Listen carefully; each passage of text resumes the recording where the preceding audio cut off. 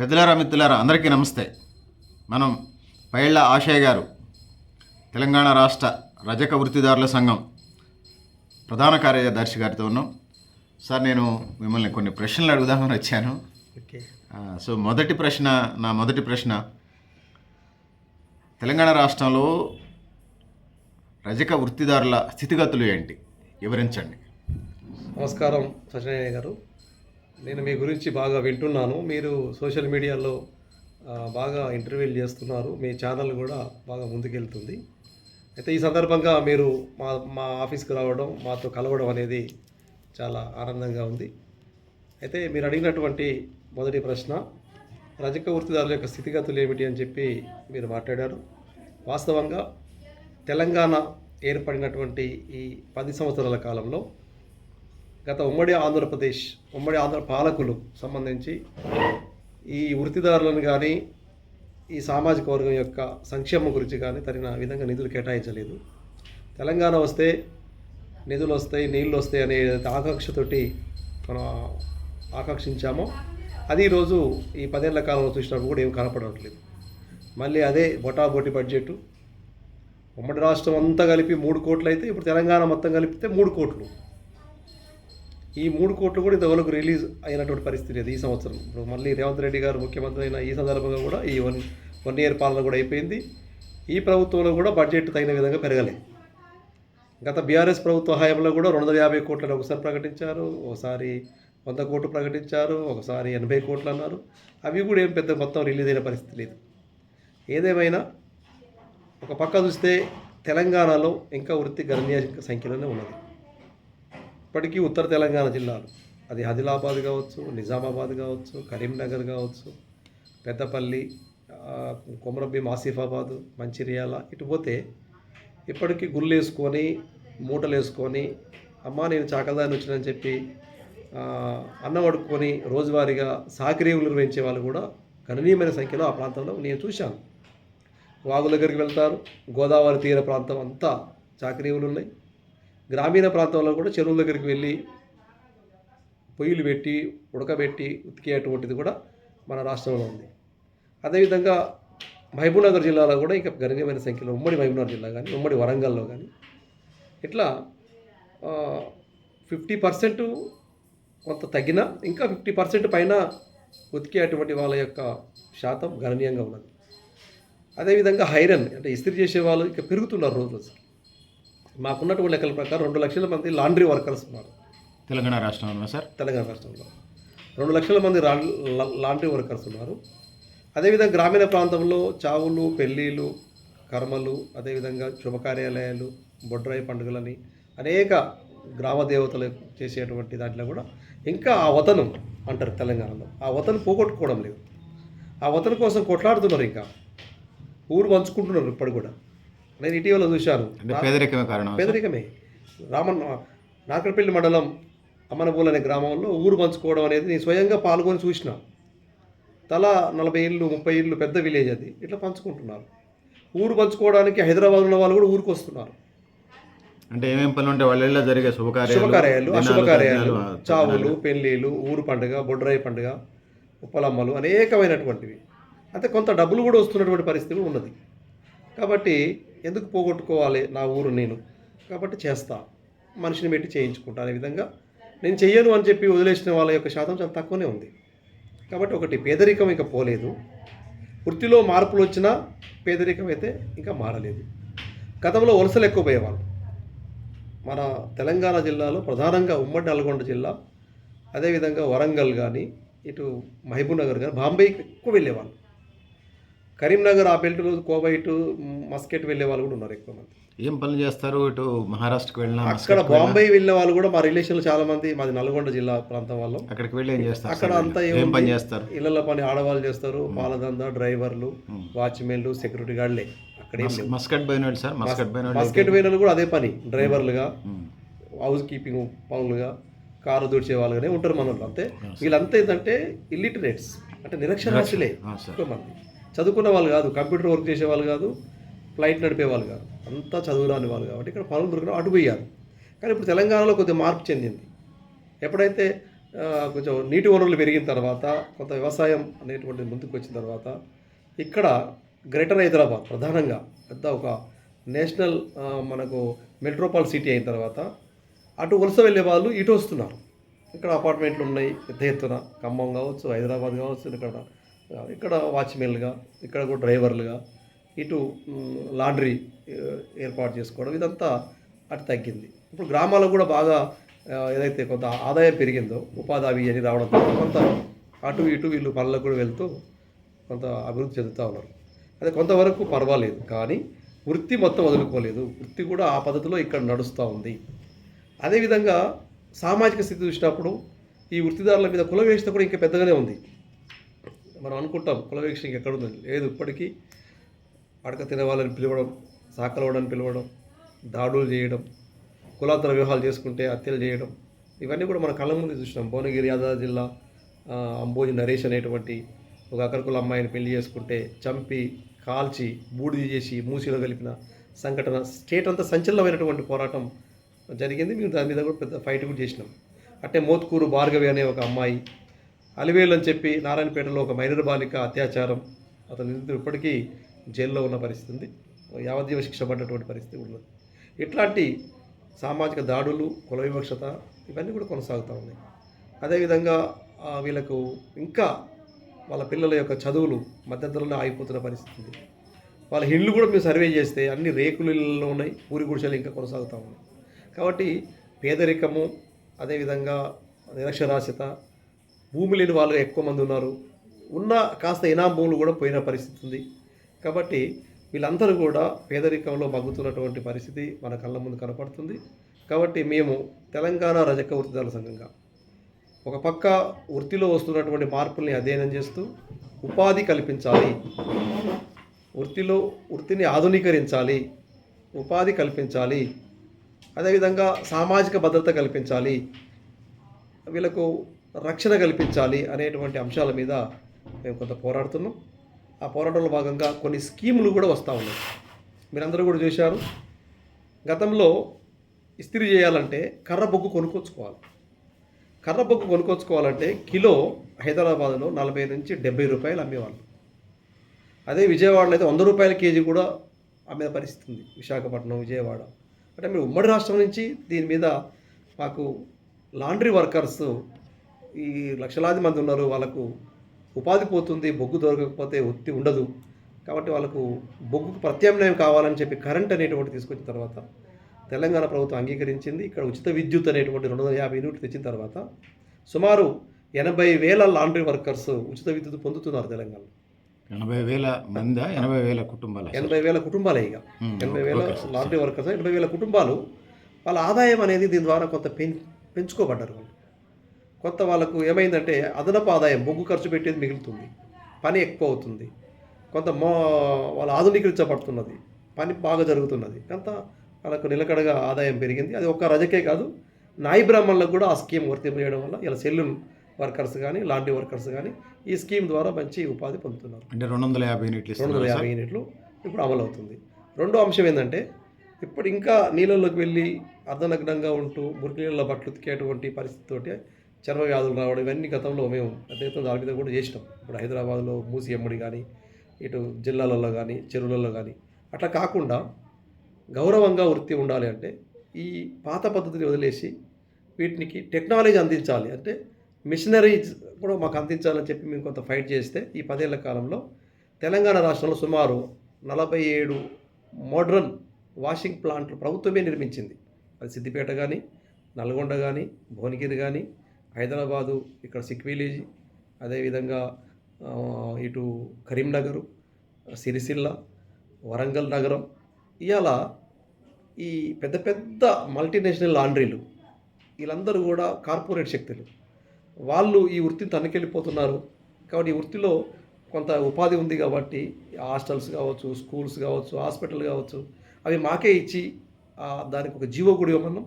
ప్రభుత్వం కూడా ఒక జీవో కూడా 2 అనేటువంటి జారీ చేసింది. అన్ని ప్రభుత్వ రంగ సంస్థలు, అది గురుకులాలు కావచ్చు, ఎండోమెంట్ డిపార్ట్మెంట్ కావచ్చు, హాస్పిటల్స్ కావచ్చు, ఇవన్నీ కూడా రజకూర్దాలకే ఇస్తాం. వీళ్ళకు వాషింగ్ మెషిన్లతో కూడినటువంటి ప్లాంట్ ఏర్పాటు చేసి అక్కడ వాళ్ళ మిషన్లు వేస్తే ఉతికే విధంగా తయారు చేసి ఇస్తామని చెప్పి కూడా ప్రభుత్వం ఈ 2 స్కీములు కరెంటు ఈ 3 స్కీములు మేము ఇటీవల సాధించుకున్నాం. ఆ రకంగా కొంత ముందుకెళ్ళేటువంటి నడుస్తుంది. ఏదేమైనా ఇంకా సంక్షేమ పరంగా తగిన చర్యలు తీసుకోవాలని చెప్పి కూడా మేము పోరాడుతున్నామండి. సార్ చెప్పండి, ఏ, రాష్ట్ర రజక ఫెడరేషన్ ఏర్పాటు ఎక్కడి దాకా వచ్చింది? ఎందుకు ఫెడరేషన్ కమిటీ వేయలేదు? వివరించండి. మనకు రజక ఫెడరేషన్ ఉన్నది. 1984లోనే రజక ఫెడరేషన్ ఏర్పడ్డది. అప్పటికి ఇంకా బీసీ కార్పొరేషన్ కూడా స్థాపించబడింది. రజక ఫెడరేషన్ అనేది మనకు ఉన్నది ఆల్రెడీ. ఉమ్మడి ఆంధ్రప్రదేశ్లో 1982లో ఏర్పడ్డటువంటి తొలి ఫెడరేషన్. అప్పటికి ఇప్పుడు మొత్తం 11 ఫెడరేషన్లు ఉన్నాయి, కానీ ఫస్ట్ ఏర్పడ్డ ఫెడరేషన్ రజకులది. దానికి అనేక పోరాటాలు, అనేక ఉద్యమాలు జరిగినాయి వృత్తిదారుల నుంచి. అది ఊరికే రాలేదు అప్పుడు ఆనాడు. రజక వృత్తిదారులు పెద్ద ఎత్తున మమ్మల్ని గుర్తించాలి, మా మా వృత్తి మాకు ఎలాంటి సహకారం లేదు.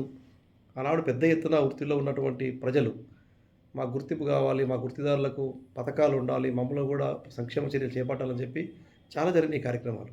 అందులో భాగంగా ఆనాడు కోట్ల విజయభాస్కర్ రెడ్డి గారు ముఖ్యమంత్రి ఉన్న సందర్భంగా వచ్చినటువంటి ఈ రజక ఫెడరేషన్.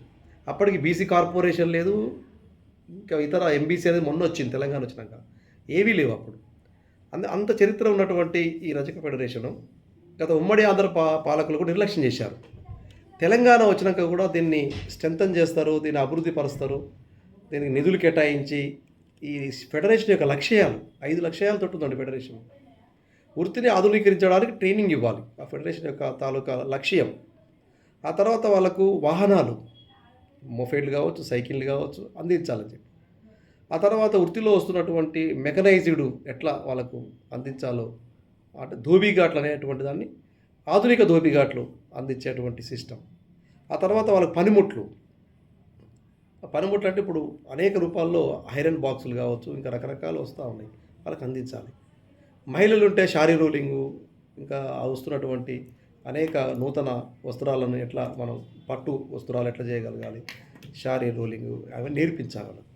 కుర్తా పైజామా కావచ్చు, గంజి బట్టలు కావచ్చు, అనేక ఉపాధి ఇచ్చే అంశాలు ఇవన్నీ ఫెడరేషన్ లక్ష్యాలు. అయితే ఫెడరేషన్ అంటే ఏంటంటే గ్రామ సంఘాలతో కూడినటువంటి సమైక్య. ఈ సమైక్యకు గ్రామ సంఘం ఒక అనుబంధంగా ఉంటుంది. అంటే ఇది ఒక పటిష్టమైనటువంటి వ్యవస్థ, సహకార వ్యవస్థతో కూడినటువంటి ఫెడరేషన్ మాది. ఇదేదో ఒక చైర్మన్ పెట్టి ఊరికి అట్లా వదిలేసేది కాదు. కోఆపరేట్ యాక్ట్ కింద చేయబడ్డటువంటి ఫెడరేషన్. కాబట్టి గ్రామ సంఘాలు ఉంటాయి, గ్రామ సంఘాలన్నీ జిల్లా సంఘంగా ఏర్పడతాయి, జిల్లా సంఘాలన్నీ రాష్ట్ర ఫెడరేషన్కు అనుబంధం అవుతాయి. కాబట్టి ఒక గ్రామ సంఘ సభ్యుడు కూడా ఫెడరేషన్ అడిగేటువంటి రైట్ ఉన్నటువంటి సహకార వ్యవస్థతో కూడిన సమైక్య. అట్లాంటి రజక సహకార సంఘాల సమైక్య ఫెడరేషన్ని ఈ 10 ఏళ్ల కాలంలో చాలా నిర్వీర్యం చేయబడ్డది. దానికి బడ్జెట్ అలాట్మెంట్ లేదు. అత్యంత దారుణమైనది ఏంటంటే వాళ్ళకు కూడా ఒక చైర్మన్ పెట్టాలి కదా, ఆ వర్గాల నుంచి కూడా ఎవరో ఒక ప్రజాప్రతినిధి ఒకటి నామినేట్ చేయాలి కదా. ఇలా అన్ని వర్గాలకు ప్రాతినిధ్యం ఉందంటున్నారు కదా, మరి ఈ వర్గాలకు తన ఫెడరేషన్ కూడా ప్రాతినిధ్యం ఉండకూడదా? ఎవరో ఒకరిని ఒక చైర్మన్ పెడితే తన సమస్యలు ఏమున్నాయో ఆ మంత్రితోటో సంబంధిత అధికారులతో మాట్లాడతాడు, ఎక్కడైనా ఇష్యూ జరిగితే పోగలుగుతాడు, పర్యటించగలుగుతాడు, సమీక్ష చేయగలుగుతాడు. అనేక జీవోలు ఉన్నాయి, అమలైతే లేవయ్యి, బడ్జెట్ రావడం లేదు, ఎవరు అడగాలి? ఇది అంతా సంఘాలుగా మేము పోరాడుతున్నాం, కానీ పాలకులు పట్టించుకోవడం లేదు. మరి ఫెడరేషన్ కనుక వేస్తే ఆ ఫెడరేషన్ కొంత పనిచేయగలుగుతుంది.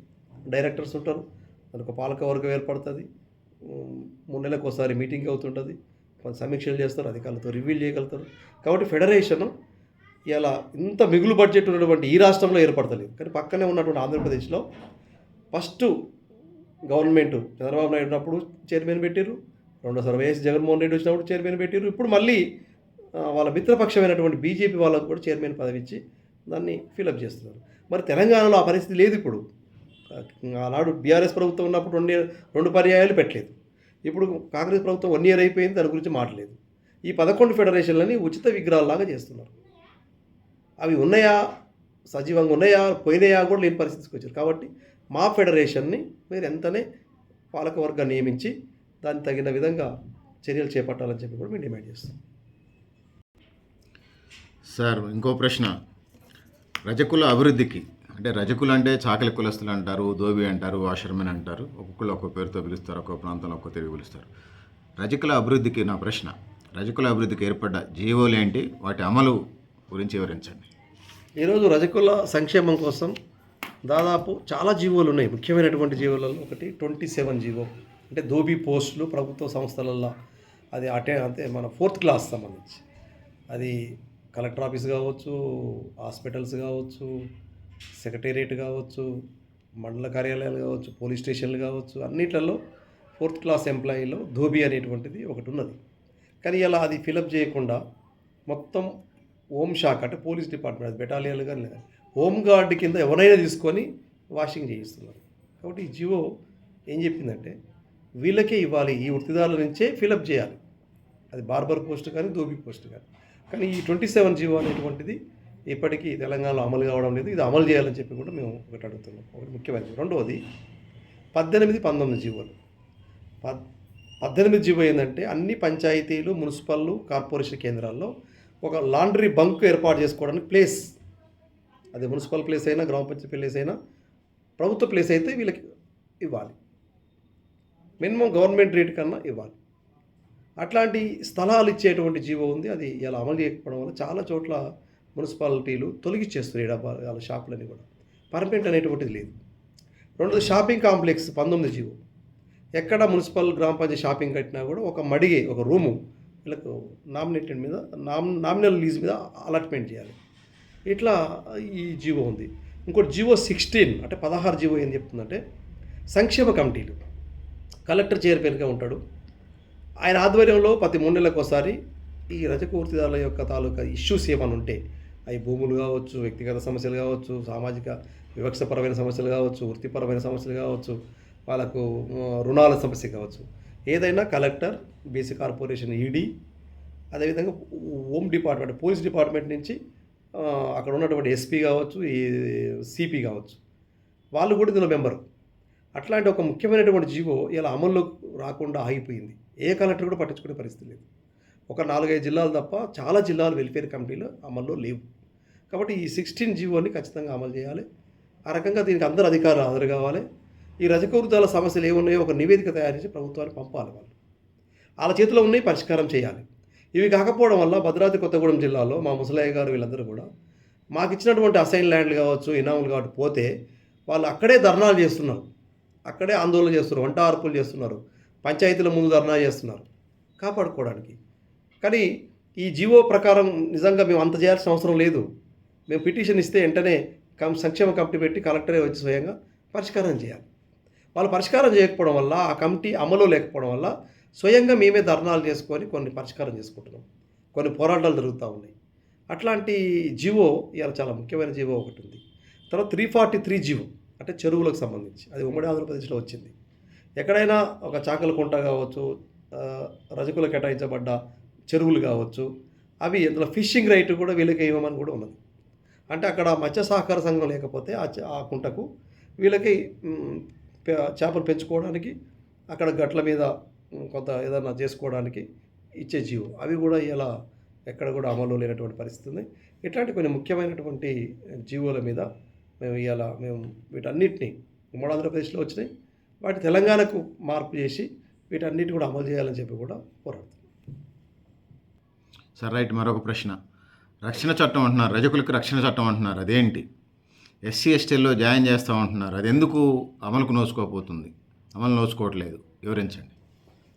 ఇప్పుడు మేము రక్షణ చట్టం ఎందుకు అడుగుతున్నామంటే, తెలంగాణ రాష్ట్రంలో సుమారు ఒక 700-800 ఘటనలు జరిగినాయి వివిధ రూపాలలో రజకుల మీద.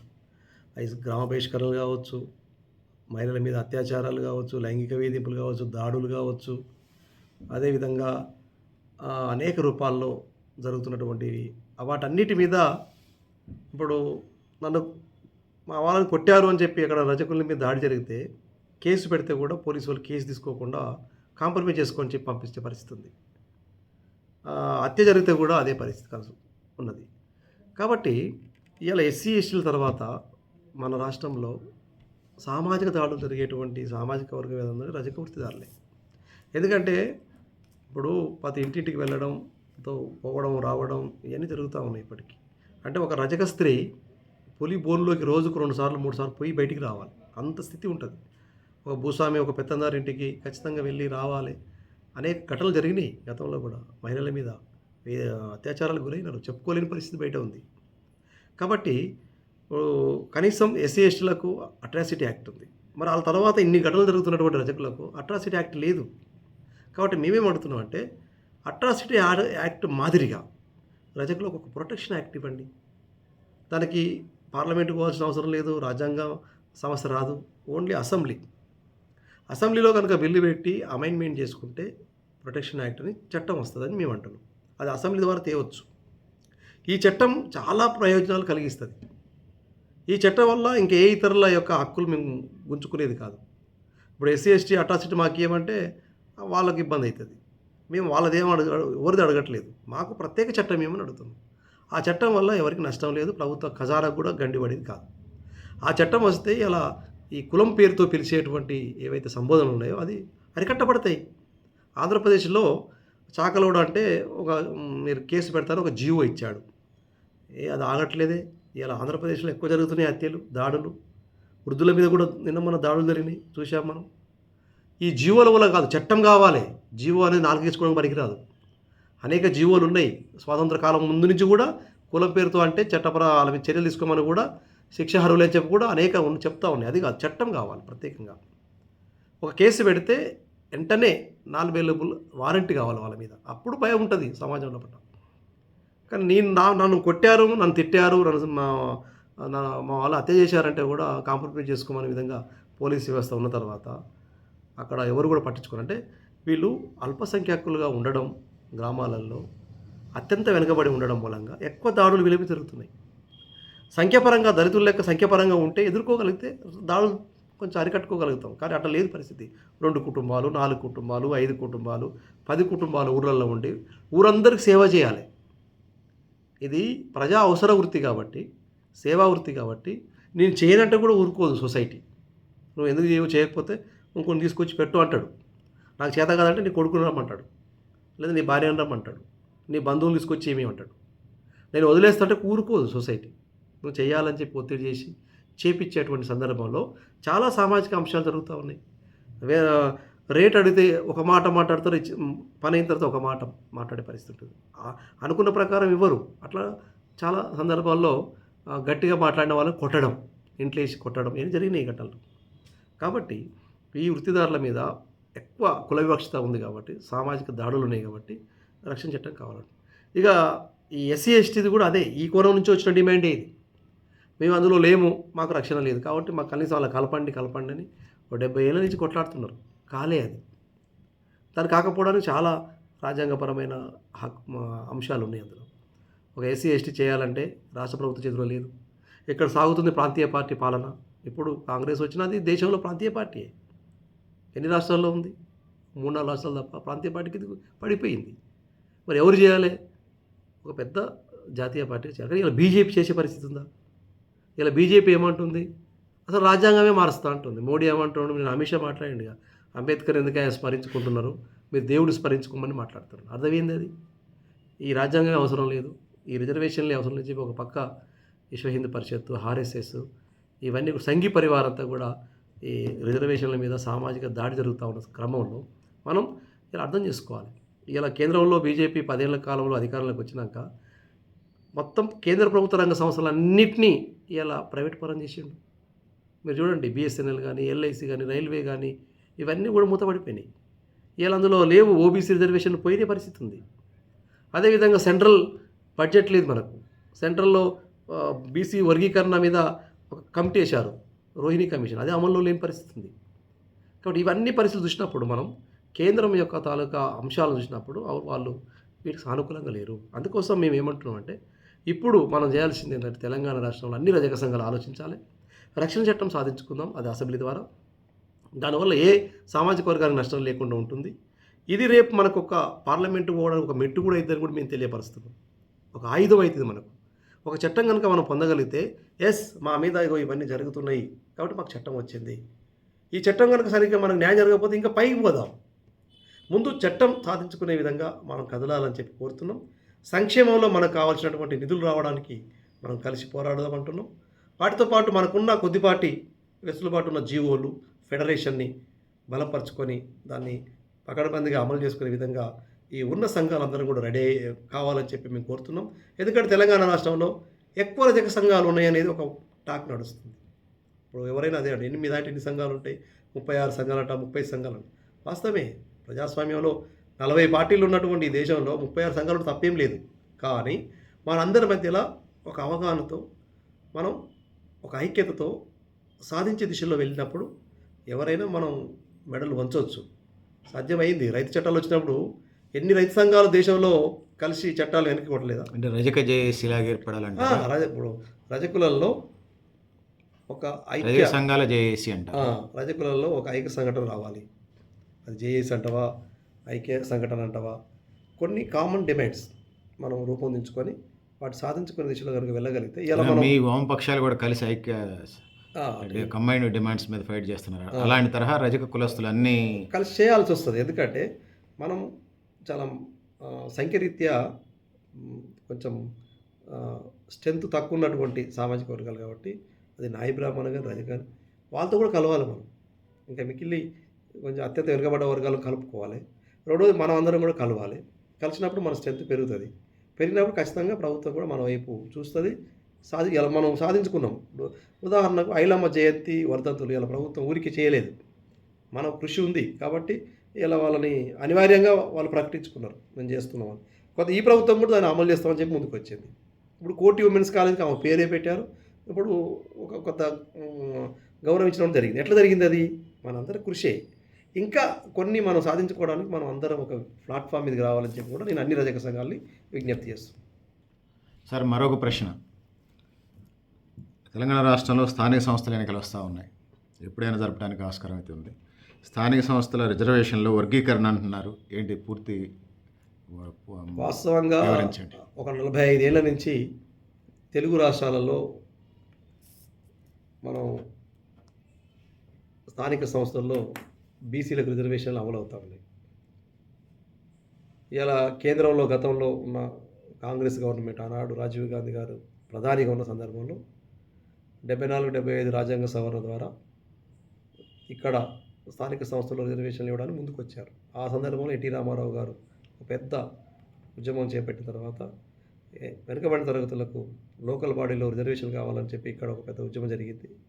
ఆ సందర్భంలో వచ్చినటువంటి స్థానిక సంస్థల బీసీ రిజర్వేషన్లు 34% మొదట్లో అమల్లో ఉన్నాయి. ఇవి ఆ 34% అమల్లో ఉన్నటువంటి లోకల్ బాడీ రిజర్వేషన్లు ఈ 40 ఏళ్ల కాలంలో కొంత అశాస్త్రీయ పద్ధతిలో ఎన్నికలు జరుగుతున్నాయి. వాస్తవంగా రిజర్వేషన్లు ఎవరికి ఇవ్వాలి? ఎవరైతే నిలబడలేని స్థితిలో ఉన్నటువంటి వాళ్ళు, ఎవరైతే ఈ లోకల్ బాడీలోకి రాలేటువంటి వాళ్ళు, ఎవరైతే ఆ రాజకీయ రంగంలో ఇప్పటికీ అవకాశాలకు లేకుండా నెట్టబడ్డ వాళ్ళు, ఇవి ఇవ్వాలి. అది రిజర్వేషన్ తాలూకా యొక్క సారాంశం. కానీ ఇవి బీసీలకు ఇస్తున్న దాంట్లో కూడా ఏం జరుగుతుందంటే ఈ 40 ఏళ్ళుగా దీని పట్ల ఏ పాలకులు కూడా సరిగ్గా ఇవి ఎట్లా అన్ని వర్గాలకు బీసీలకు పోతుందా అనేది ఎప్పుడు కూడా సమగ్రంగా బీసీ సంఘాలు చేయలేదు చర్చ, పొలిటికల్ పార్టీలు కూడా చేయలేదు. కానీ మేము చేసిన ఒక చర్చ, తెలంగాణ ఈ రజక వృత్తిదారుల సంఘం అత్యంత వెనుకబడ్డ తరగతులు అందరూ కూడా కలుపుకొని ఒక చర్చ చేసినాం. అసలు ఈ లోకల్ బాడీ అనేటువంటిది ఏం జరుగుతుంది ఏంటిదని చెప్పి మేము కొంతమందిని లెక్కలు తీసుకొని చూసినప్పుడు చాలా వ్యత్యాసం జరుగుతూ ఉంది. ఇక్కడ అన్యాయం అనొచ్చా, అది వ్యత్యాసం అనొచ్చా, కానీ సామాజిక న్యాయం అనేటువంటిది సమన్యాయం జరగడం లేదు బీసీల్లో ఒకట. ఇప్పుడు 34% అన్నప్పుడు ఆ వస్తున్న సర్పంచులు ఒక 3,000 4,000 వస్తే, ఆ ఎంపీటీసీలు ఒక 3-4 వేలు వస్తే, జెడ్పీటీసీలు ఒక 500-600 వస్తే, ఎంపీపీలు ఒక 500-600 వస్తే, జిల్లా పరిషత్ చైర్మన్లు, కౌన్సిలర్లు, కార్పొరేటర్లు, కార్పొరేషన్ చైర్మన్లు, ఏమవుతుందంటే ఒక 6-7 కులాల చుట్టే తిరుగుతుంది ఇది. అంటే విద్యా ఉద్యోగాల లాగా రిజర్వేషన్ అమలు చేయమంటారు. బీసీఏ, బీసీడీ ఇప్పుడు అనంతరామన్ సంస్థల్లో కూడా అట్లనే అమలు చేయమంటారు. అది మనం అడిగేది. అనంతరామన్ కమిషను విద్యా ఉద్యోగ రంగాలలో ఈ తెలుగు రాష్ట్రాలలో ఏబిసిడి కేటగిరీషన్ పెట్టిండు. ఆ ఫార్ములా విద్యా ఉద్యోగం వరకు పరిమితమైంది. స్థానిక